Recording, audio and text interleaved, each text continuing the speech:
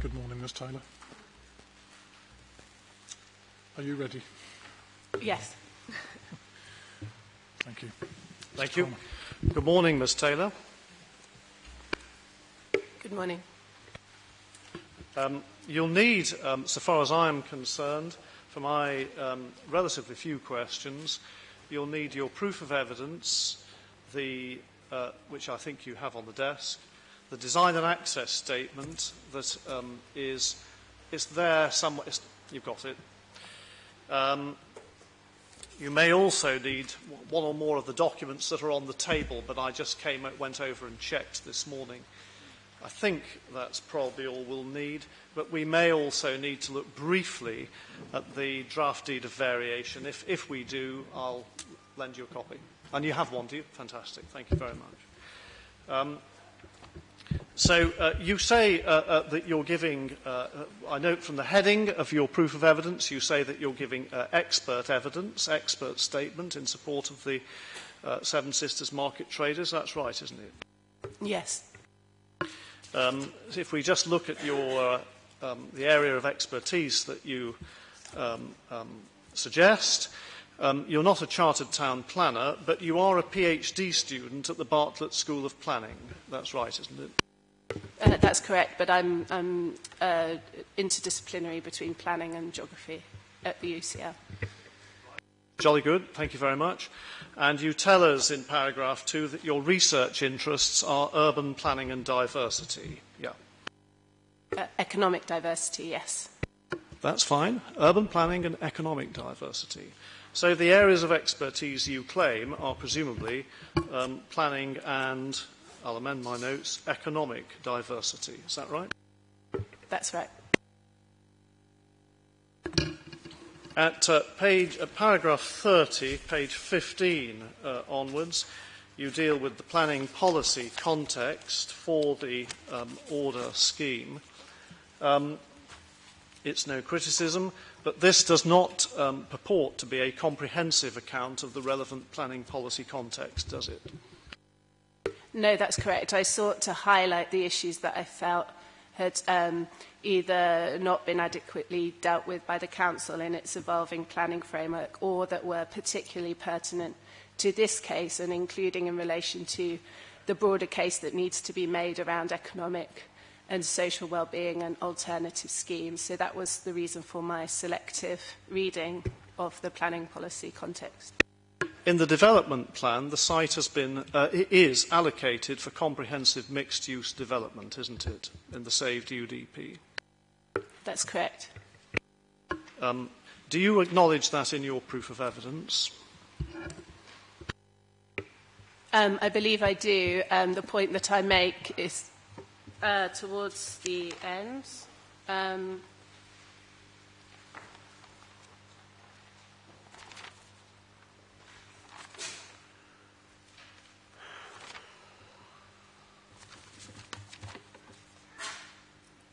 Yeah, okay, so paragraph 28 of my evidence. 28? Yes, the first sentence states an incremental approach to achieving the comprehensive improvement of Ward's Corner and the wider town centre, beginning with the community plan itself, is more likely to achieve the Council's ultimate aim of benefiting local communities. So what I've argued and what the Coalition has argued for some time is that the community plan is a comprehensive approach to the redevelopment of the town centre, because, as the architect stated yesterday, the plan that's been proposed for the improvement of the corner building and part of the High Street is the first stage in a wider master planning exercise that has already been begun, and the plan also already identifies sites for possible housing development. So what I and the Coalition have argued is that it is possible to take an incremental approach to comprehensive redevelopment. Where do you acknowledge in your proof, where do you say in your proof, given your expertise or your claimed expertise in planning policy, that this site is allocated for comprehensive mixed-use development in the development plan?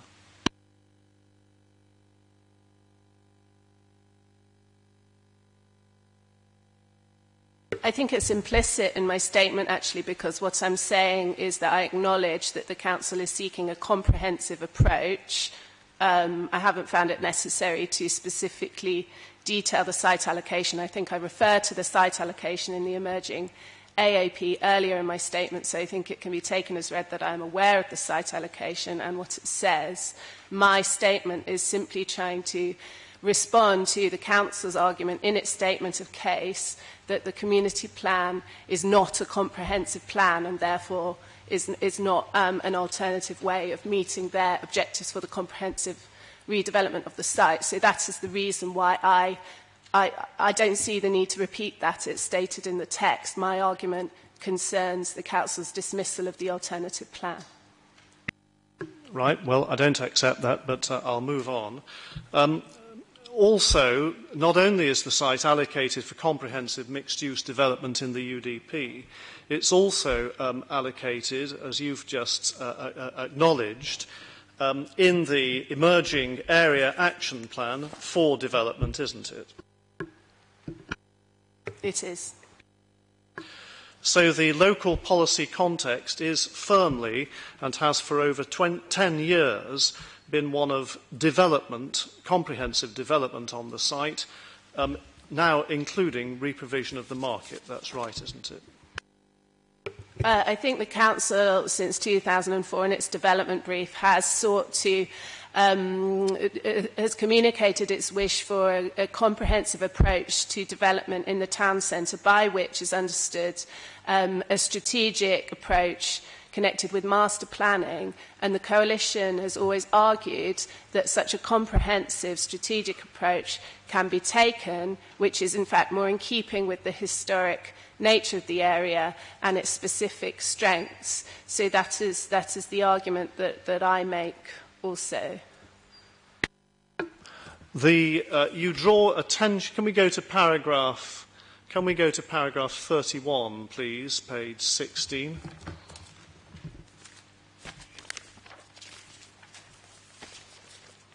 Tell me when you're there. Thank you.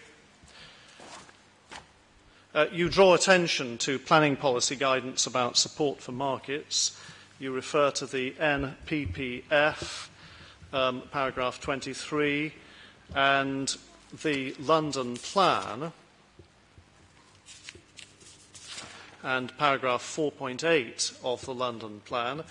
And at paragraph 32, page 16, you say the Council has not developed a positive planning policy for retaining, supporting, improving and or enhancing the Seven Sisters market.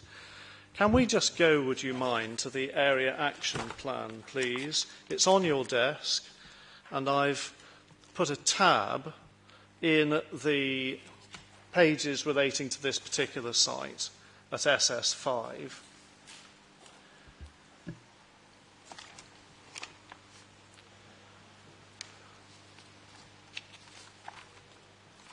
Pages 64 to 65.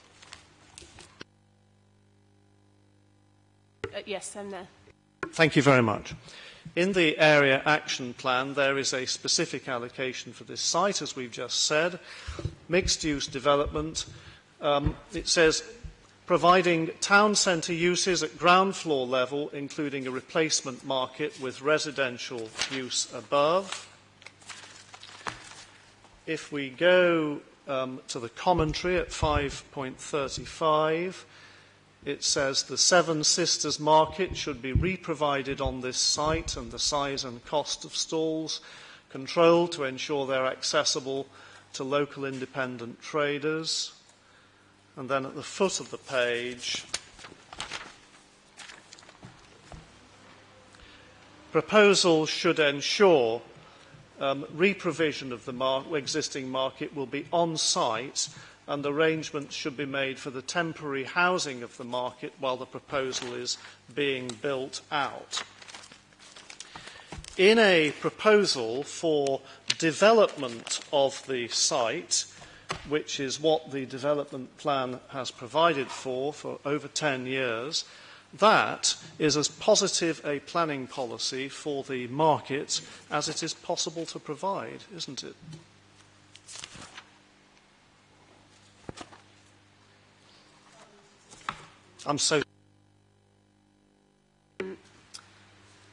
Well, my argument in my proof of evidence is that the council has rather retroactively improved its planning policy in relation to the market as the contestations over the future of this site have developed.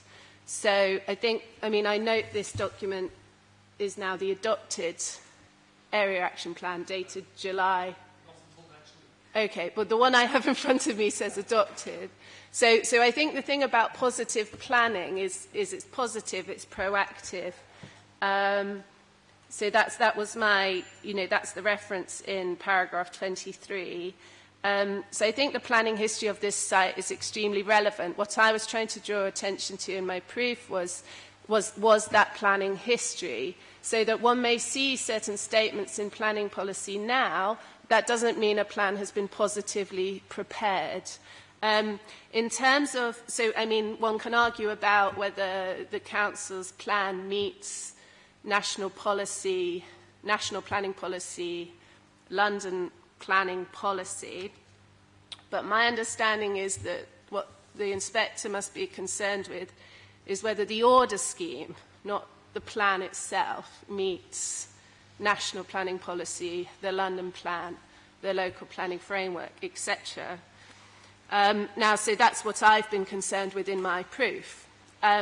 So in my proof, the reason that I argue that the order scheme does not meet the specific elements of planning policy that, yes, indeed, I am concerned with, that's why I talk about them in here, is because, as I say, that the council has incorporated post hoc the elements of the original Section 106 into its planning framework. In the traders' case and in my case, I explain why I consider that original Section 106 not to be adequate. National planning policy requires a positive, proactive approach to planning. It also requires community plan-led development, not retrospective redevelopment of plans in light of development contestations, and they're meant to be about empowering local people. That's paragraph 17. So these are the set of issues that I'm trying to get at in my proof. Thank you. If you criticise the council for acting retrospectively and post hoc, can I just ask you, you say you're expert in planning, if policy improves as a result of things people say, that's the purpose of consultation, isn't it? For people to have their say, and then for them to be listened to, and for policy to be shaped in the light of what they say. Yes, of course, but I think if you listen to the people you claim have been listened to, they argue that they have not been listened to. So simply because a consultation process occurs and the planning authority suggests that changes have been made that take those issues into consideration and respond to them does not mean that they have. So I think that the inspector will be hearing from those people who will be saying they have not been taken into account. And I do think here also there is a difference between the plan and the order scheme. I think it's absolutely clear that the traders' views and the community's views have not been taken into consideration in the order scheme to the extent that is necessary to satisfy the inspector at this hearing in terms of the much broader range of considerations that he must take. Well, thank you. I asked you a question of principle. The inspector will have noted your answer. Effect of the order scheme. You deal with the effect of the scheme on the traders. I'm not going to ask you about that because we're going to hear from them. So I'm more interested in what the traders have to say, I'm afraid, if you don't mind. I just want to ask you one question, though, about what you say about independent businesses at page 9, paragraph 17. Can we just go there, please?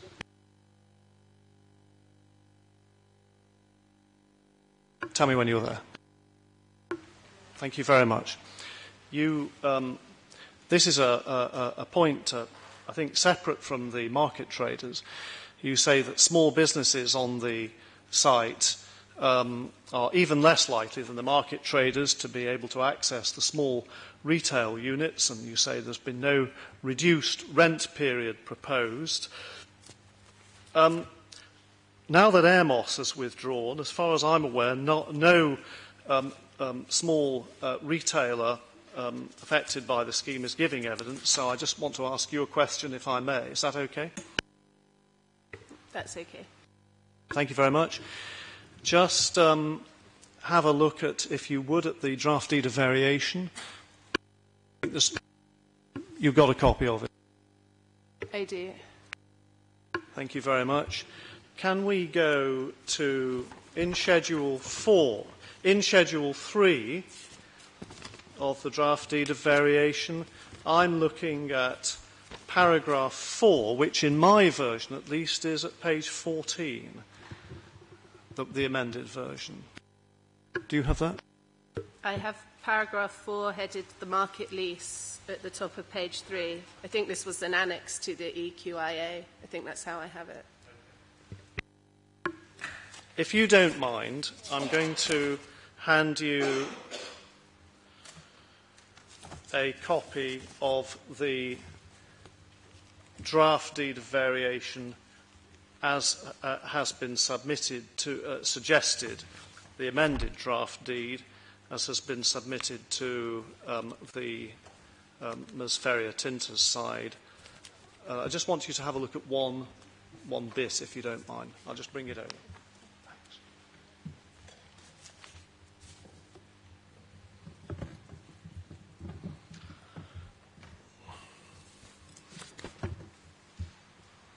Thank you very much.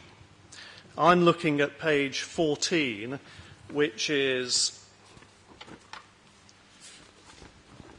it's Schedule 3, paragraph 4, under the heading Retail Units. Do you see that?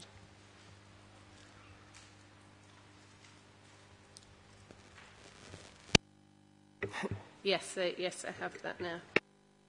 Thank you very much. Under retail units, can I just ask you to cast an eye over what's said under paragraph 4.1, just to save either my voice or yours?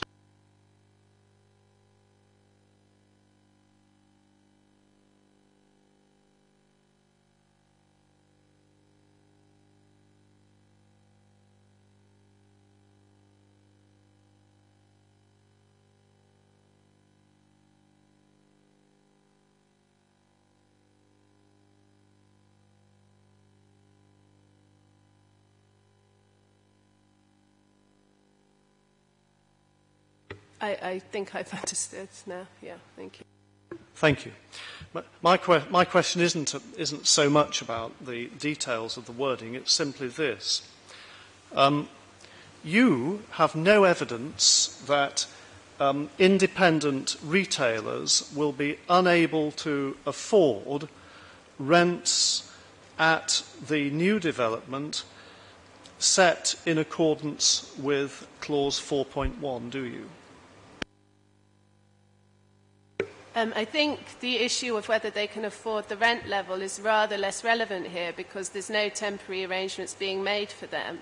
So, you know, they will have to go away and come back. I mean, all the evidence from regeneration shows that once, you know, tenants and businesses have gone away, they don't come back because the costs are so great.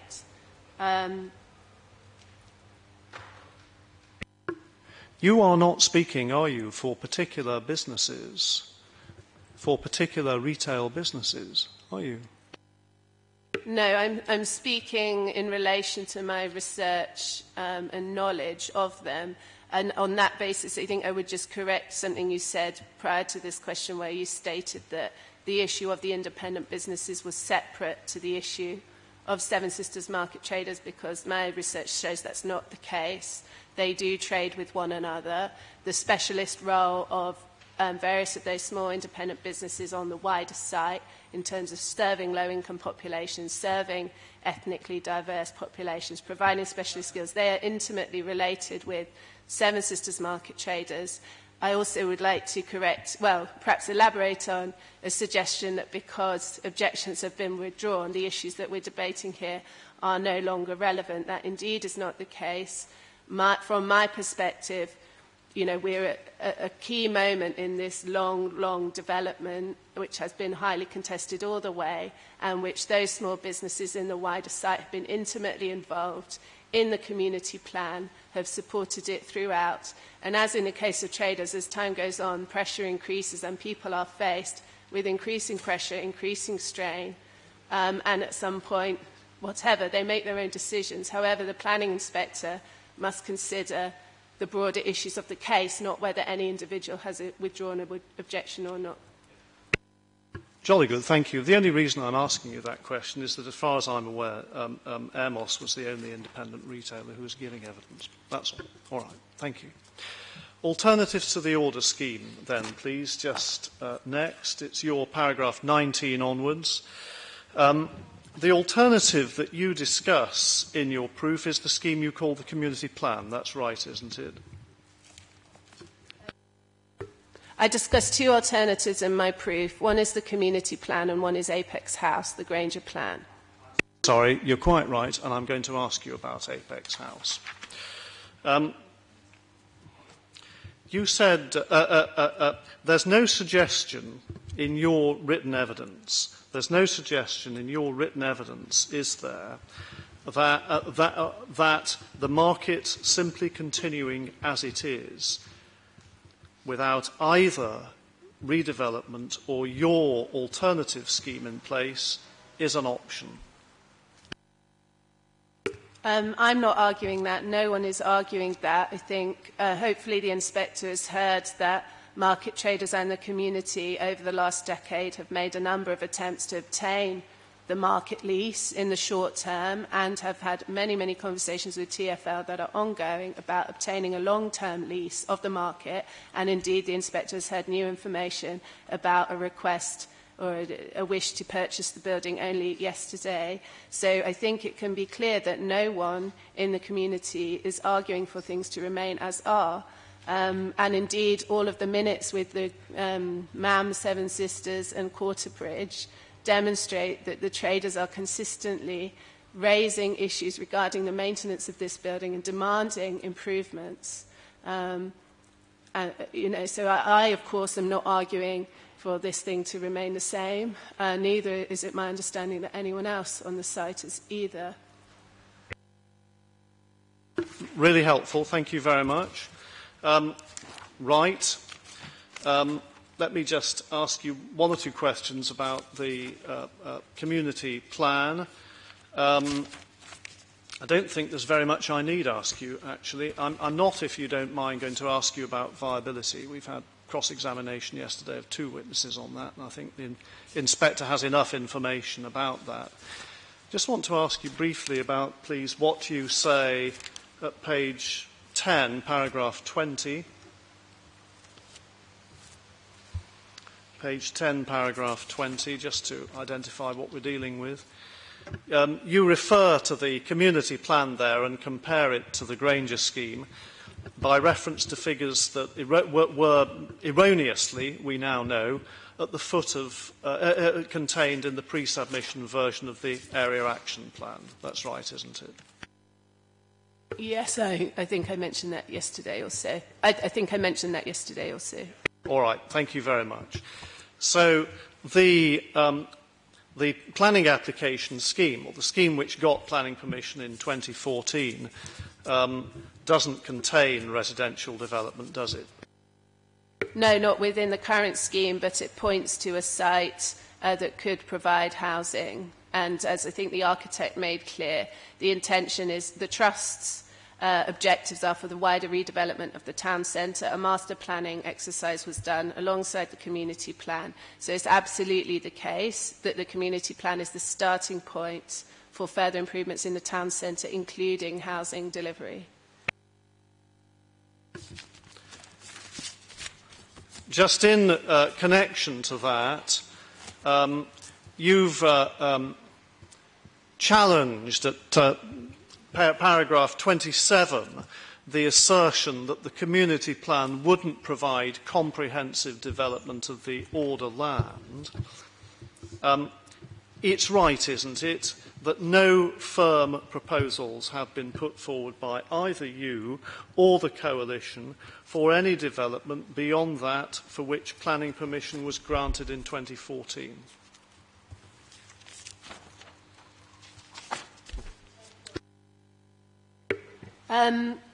I think whether they've come forward or not is irrelevant. I think the planning inspector has before him a plan which was received planning permission on the basis of a strategic master planning exercise that was carried out on the basis of a stated intention to bring forward further housing development, on the basis of a trust that had those broad strategic objectives. Quite frankly, the community plan is the starting point. I think that's been made very, very clear, and everybody here is just wanting to get on with it to do something really great for the town centre. And I think all the evidence shows that once one thing happens, another thing happens, and the community and the trust will proceed with those further developments once this is out of the way. Thank you. One other point, I think, and probably only one other point on the community plan. Back to paragraph 20, please, page 10.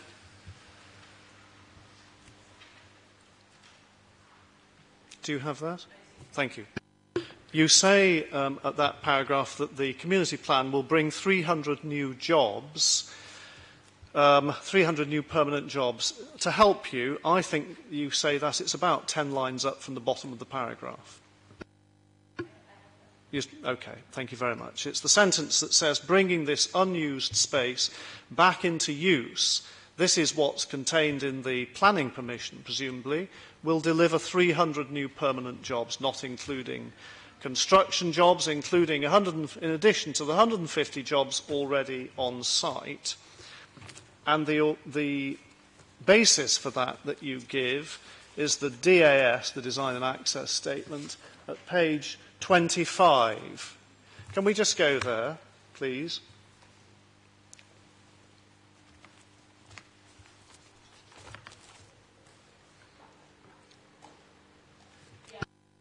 I'm there and I see that my page numbering must have gone away. I'm going to find the correct page. Say it again, sorry. Sorry? Suggesting you've got the page number wrong. I don't think you have. It is page 25. You've got the page number right. All right. But I just want to have a look, please. What's your evidence, if you have any, that the scheme permitted in 2014 will produce 300 new full-time equivalent jobs? I haven't seen any evidence to support that at all. So my reason for suggesting I thought I'd got the page number wrong was in my mind I was remembering the very clear page little I to the community plan, which identifies the main outcomes of the community plan. And there the third bullet down says an estimated 300 permanent new jobs created. So little page I of the community plan. So that was the reference I was intending to make, and that's why I repeat the same wording there. Which is the document you're referring to as the community Sorry, plan? the Design and Access Statement. So it's the same document? Yes. Yeah. Little page I mean, it's literally, it's numbered I, but it's actually, in my copy, it's the second page. It's headed, yes, Roman 3, sorry. Roman 3. No, I don't It looks have that like either. this, the outcomes of the community plan. You've got, yeah, I can see it. Oh, there Yeah. it is.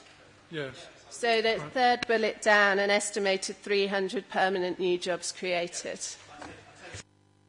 What's the basis of that? The basis of that, I believe, is all of the work that was done to prepare the community plan. But you don't have that work, nor can you verify it. That's right, isn't it? I was not involved in that process, no. Right.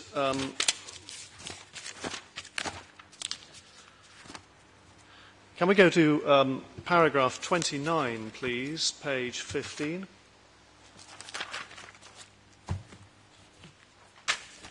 29, page 15. I have that. Thank you. Thank you very much. You say, you rightly drew my attention earlier to, or reminded me earlier to about what you said in relation to Apex House. You said, finally, the Council has not assessed the Apex House site as an alternative location for achieving its objectives for a landmark building, new housing and retail space, etc., etc. You suggest the Granger's scheme for Apex House, which was granted permission by Haringey Council in May 2016, represents a deliverable and viable alternative. I don't know whether you were here when Ms Johnson gave her evidence. I think you probably weren't. You had other things to do, I imagine. But if you go to the back to the area action plan, if you wouldn't mind. It's somewhere on the desk or on the chair, I think. Do you have that? In that document, would you mind just turning to page 66? Tell me when you're there, if you wouldn't mind. Thank you very much. SS6 is the allocation policy for development for Apex House and Seacoal Court, isn't it? Yes.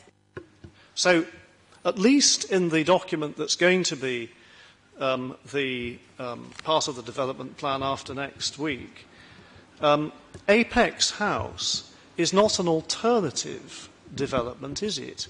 But it is a further development. Well, I think if one traces back the planning history for this site, you see, I think even in the 2004 development brief, that Haringey Council saw the development of the town centre in an integrated way across the Wards Corner and Apex House sites. So I think, and if you look back at that development brief, and indeed earlier planning documents, there was greater acknowledgement of the historic value of the High Street. And there, you know, one can easily imagine a scenario where the Apex House development goes ahead and the community plan goes ahead for Wards Corner, and in fact, one then gets the best of both worlds. To me, if Haringey Council looked again at the town centre in that integrated strategic way, it might find that its objectives could be better achieved through that combination of developments rather than two very similar developments. In fact, are so similar that Granger is extremely open to traders remaining in the Apex House development if they want. So to them it doesn't matter. The market can be in the Wards Corner development or the Apex House development. They're open to that.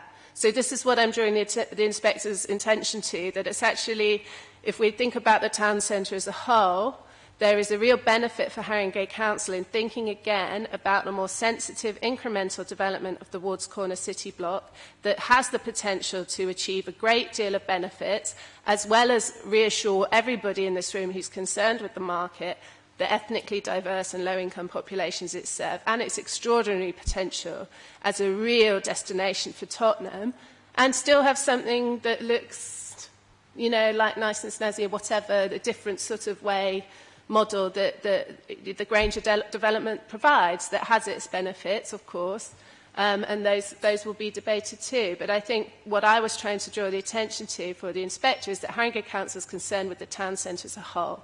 So let's think about not just Wards Corner as an alternative, but Wards Corner and Apex House together. Does that not actually do more for the council than two very similar Granger developments? Thank you very much, Ms Taylor.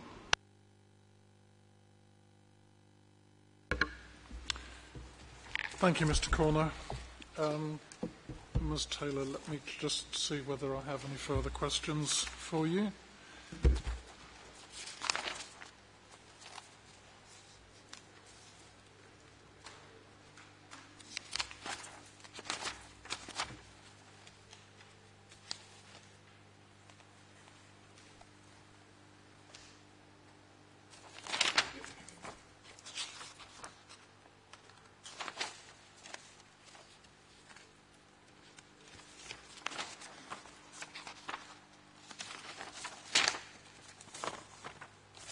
No, I haven't. Thank you very much for your evidence.